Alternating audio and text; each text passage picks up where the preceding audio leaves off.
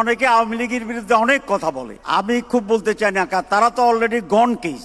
তো যারা অলরেডি চলে গেছে এদেরকে টাইনে আইনা কথা বলা, এটা কোনো পোষাবে না। তো আমি দেখলাম, দেখেন আল্লাহ এত বড় সমাবেশ করে দিছে, আমাদের লোকেরা তো আসছে, সাধারণ লোক আসছে, ফেরেশতা আসে নাই, একথা বলতে পারবেন কে? আমার তো মনে হয় ফেরেশতা আল্লাহর মেহেরবানিতে আসছে এখানে। আপনারা নিশ্চয় শুনেছিলেন, আমি বলেছিলাম আমার কাছে আজকের জনসভাকে প্রশান্ত মহাসাগরের মতো মনে হয়। কারণ প্রশান্ত মহাসাগরের পাড়ে দাঁড়িয়ে আপনি পানি ছাড়া আর কিছুই দেখবেন না। আমি গিয়েছিলাম প্রশান্ত মহাসাগরের পাড়ে, এই জনসভাকে মনে হচ্ছিল মানুষ ছাড়া আর কিছু নাই। আল্লাহ তো ডাকছে আমাদেরকে, মানুষ আমাদের অপেক্ষায় আছে। দ্রুততার সাথে জামাত ইসলামীর প্রতি মানুষের দৃষ্টি আকৃষ্ট হচ্ছে।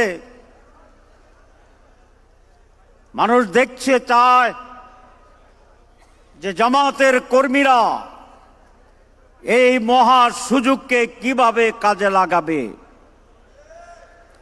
এটা আমাদের সুযোগ, অপরচুনিটি, চ্যালেঞ্জ, পরীক্ষা। কতগুলো শব্দ বলেছি, আপনাকে আমার কথা শুনেন? যতটা কথা বলেছি ততটাই কথাই সত্য, সঠিক।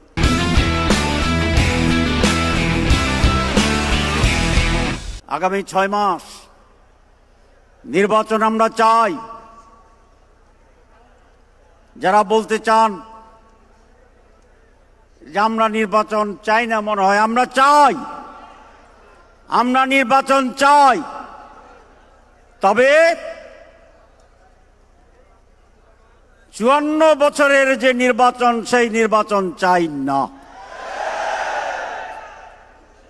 এবার যদি একটি কেন্দ্রীয় নির্বাচন দখল হয়, তারপর থেকে বাংলাদেশে উত্তালের জোয়ারে আন্দোলন শুরু হবে।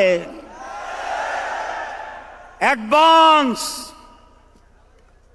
আগ থেকেই আমরা আন্দোলনের কর্মসূচি ঘোষণা করলাম।